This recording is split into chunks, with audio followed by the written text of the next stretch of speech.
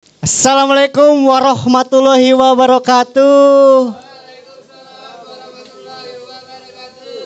Boleh tepuk tangannya dulu untuk dapur JNG.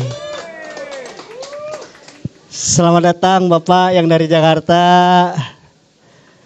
Pesan nasi ayam selundreng sama juga sama ibu yang dari Sedong sekeluarga. Selamat menikmati makan ayam selundreng juga, Bu. Tapi jujur ya, saya ini adalah anak broken home. Iri ngelihat suasana kayak gini, Pak, beneran. Family makan enak. Saya belum pernah, beneran. Ini situasinya kayak saya jatuh ketimpa ayam selundreng. Oh, makasih Bu. Tapi jujur Bu ya, Pak, saya itu tinggal sama nenek saya dari umur 1 tahun. Beneran. Makanya saya iri makan enak kayak gini. Saya itu kurang gizi. Beneran. Karena tinggal sama nenek saya. Sesimpel anak yang tinggal sama ibunya. Itu minumnya kan ASI. Air susu ibu. Saya sama nenek saya minumnya ASN Bu. Air susu nenek. Air susu nenek. Itu beneran ya. Pas saya isep yang keluar itu bukan susu. Tapi yogurt. Yogurt. Dan itu beneran true story. Saya ketika umur 23 tahun saya diceritain sama nenek saya. Dulu pas kita tinggal berdua, kamu nangis, nenek ikutan sedih. Akhirnya biar diem, nenek tetein. Makasih ya Nek, nenek udah baik banget sama Eyi. Tapi setelah ditetein, Eyinya diem. Enggak Yi, tambah nangis. Bener dong.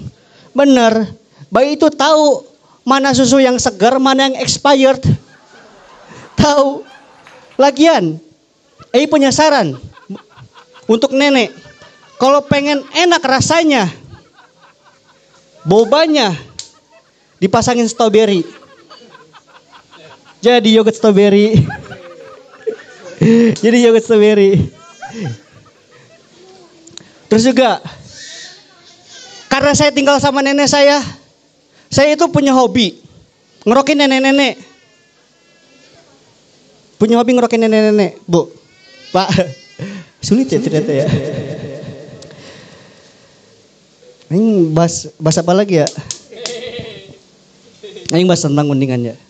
Bahas tentang undingan aja lah. Jadi, Pak, tahu nggak Kuningan itu sebagai julukannya sebagai kota kuda?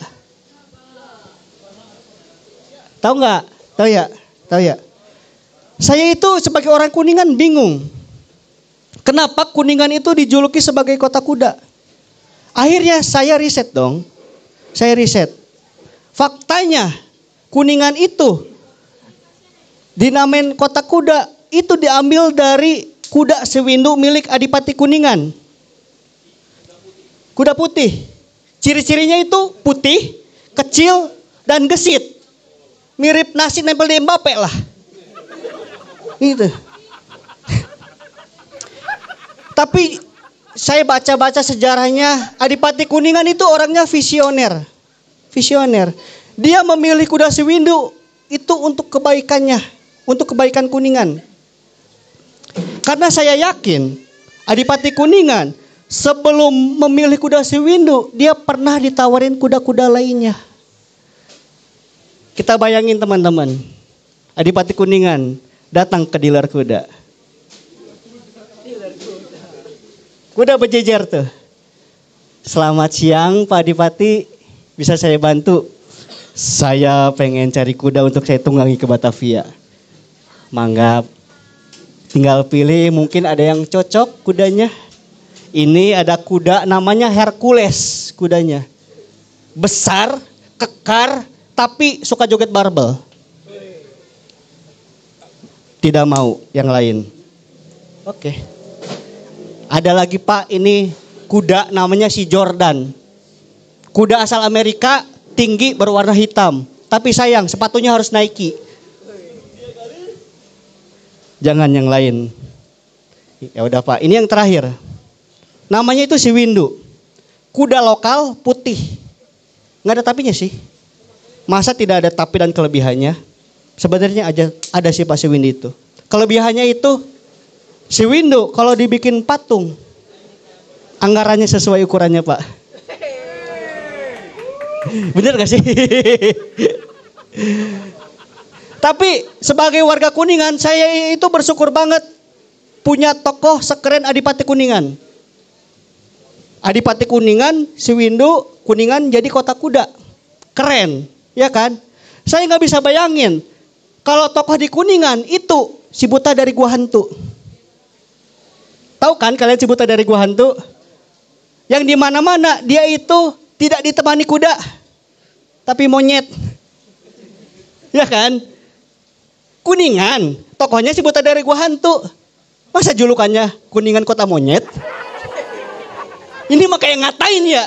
Kayak ngatain gitu. Iya kan? Ini kan ngebayangin. Kita ngebayangin. Dan saya yakin. Si buta dari gua hantu. Sebelum memilih monyet yang bernama Kliwon ini. Pernah ditawarin monyet-monyet lainnya. Pernah. Dia datang nih ke dealer monyet. Jangan dijeda ya. Dealer monyet. Jangan. Dealer monyet. Gitu. Dia datang ke dealer monyet.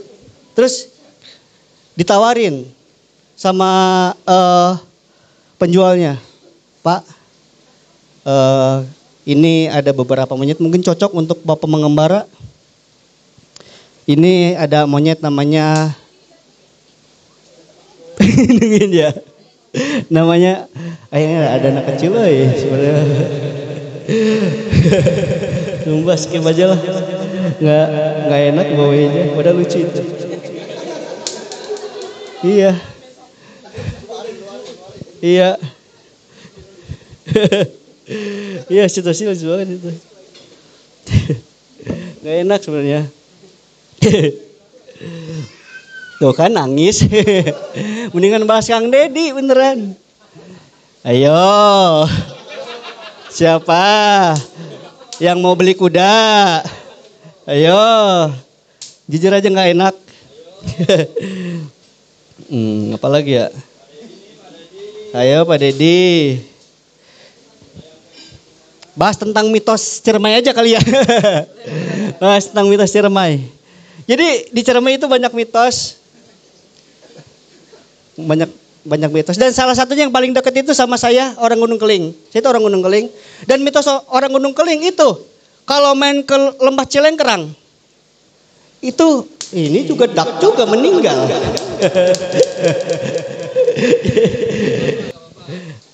Dak juga ini, dak banget. Jadi orang Gunung Keling itu saya dapat cerita turun menurun, orang Gunung Keling itu kalau ke Lembah Cilengkerang itu bakal meninggal. Saya yakin ini mitos. Saya sambil berdebat, nih ini mah mitos ini mah. Enggak, iya benar. Kemarin ada teman saya. Faktanya nih, ada teman saya main ke Lembah Cilengkerang, orang Gunung Keling. Dia tidak meninggal, tapi basah. Basah beneran. Basah. Terus saya menyangkal, enggak, dia mah karena bapaknya orang Padang. Ya udah kalau kayak gitu, kita sepakat buat penelitian. Iya kan? Orang Gunung Keling nih, 3.000 orang suruh datang ke Lembah Cilengkerang. Saya yakin, setannya males. Ya elah banyak bener ini yang datang, kan capek bunuhnya. Kalau kayak gini mah mending kita tiket ya. Bukannya jadi serem malah jadi pengelola. Udah sih orang nggak enak ya ada kecil sebenarnya mah. Ya betul. Wassalamualaikum warahmatullahi wabarakatuh.